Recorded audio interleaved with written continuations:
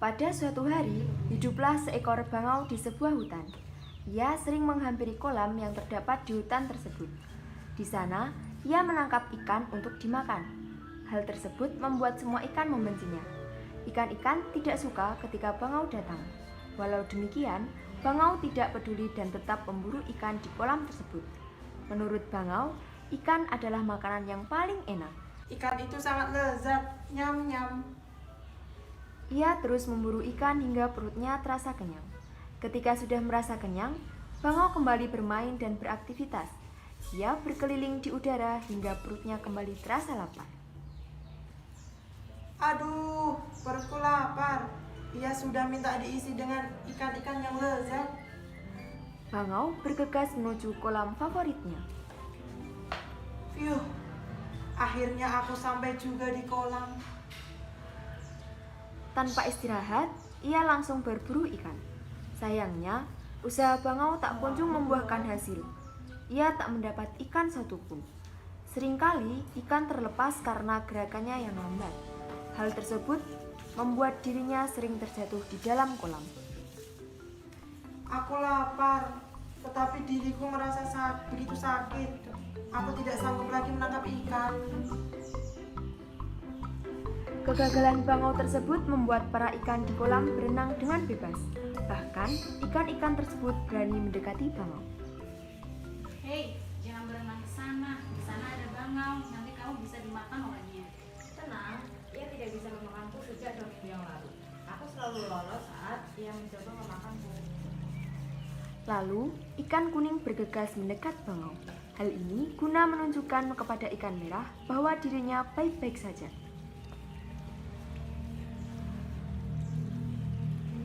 Lihat, aku tidak apa-apa loh. Wah, kamu benar. Sepertinya sekarang bangau sudah tidak bisa apa-apa lagi. Beberapa hari berlalu. Bangau benar-benar tak dapat menangkap ikan satupun. Ia semakin lemas. Oh sial, dengar umur tua ini, bagaimana aku bisa makan? Aku sudah benar-benar merasa lapar karena tidak makan beberapa hari. Untuk mengatasi rasa laparnya, akhirnya sebuah ide cemerlang muncul di otaknya. Ia merencanakan sesuatu agar bisa makan tanpa perjuangan menangkap ikan. Aha, aku tahu harus apa. Ia memulai rencana tersebut dan menuju sisi kolam. Ia duduk dengan menunjukkan wajah yang sedih dan tidak tertarik untuk menangkap ikan. Wah, bangau terlihat sedih. Mungkin dia lapar. Apakah dia akan mati? Entahlah.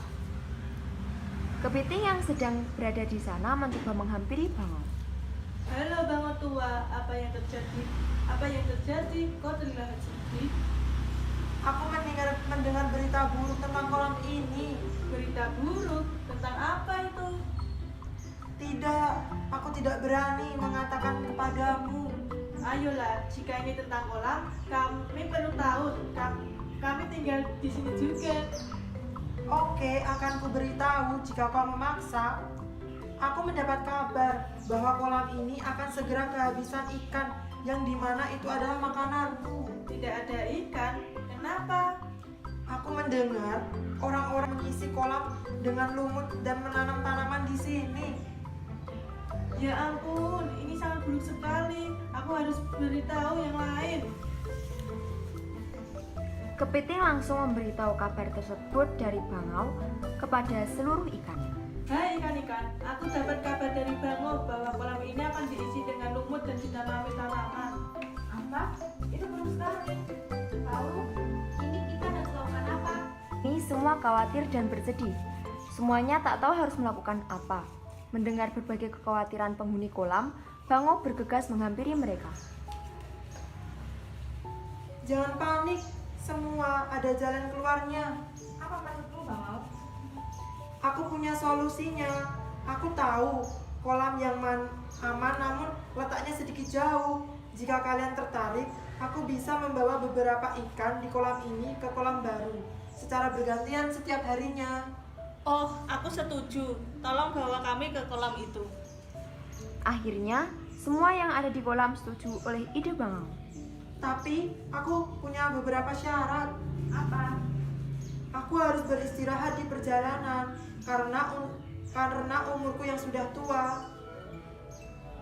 Oh, tidak apa-apa, kami setuju. Setelah semua setuju, keesokan harinya Bangau mulai membawa ikan-ikan ke kolam baru. Ia membawa beberapa ikan di paruhnya. Bangau meminta izin untuk beristirahat sebentar di sebuah bukit. Saat mendarat dari terbangnya, Bangau tiba-tiba melempar semua ikan yang ada di paruhnya ke dalam mulut untuk dimakan. Akhirnya laparku hilang.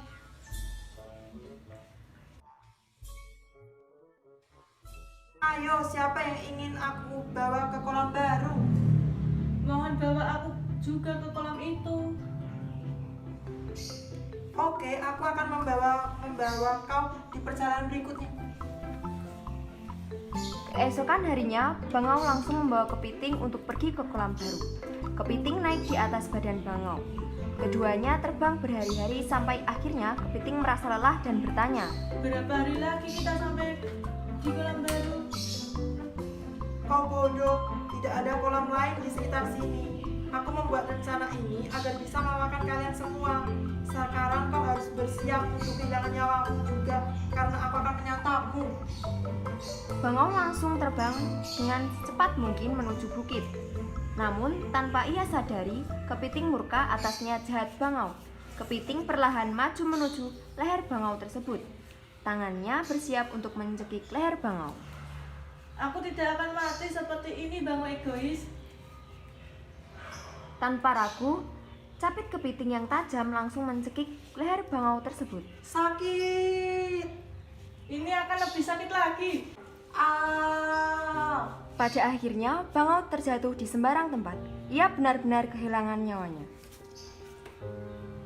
Kepiting yang jatuh bersama Bangau langsung bergegas meninggalkannya. Rasakan itu, Bangau egois. Kepiting kembali menuju kolam. Sesampainya di sana, ada ikan kuning, ikan merah, dan beberapa ikan lainnya. Hai kawan-kawan. Loh, kok kamu ada di sini? Bukannya kamu berada di kolam baru? Lalu, mana Bangau? Selama ini kita dibohongi dan dibodohi oleh Bangau. Ia tidak mengantar ikan-ikan ke kolam baru. Ia mengemakannya di sebuah bukit. Aku hampir menjadi korban santapnya hari ini. Namun aku tidak mau dan mencekik dirinya hingga mati.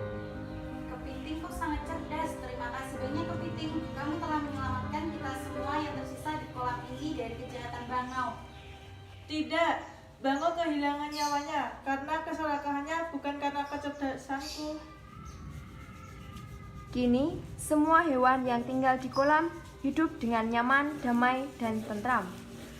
Dari dongeng Bangau dan Kepiting ini, terkandung pesan moral yang dapat diteladani, yakni tidak boleh serakah, tidak boleh berbohong, tidak boleh jahat sesama makhluk hidup, dan tidak boleh mengambil apa yang bukan milik kita.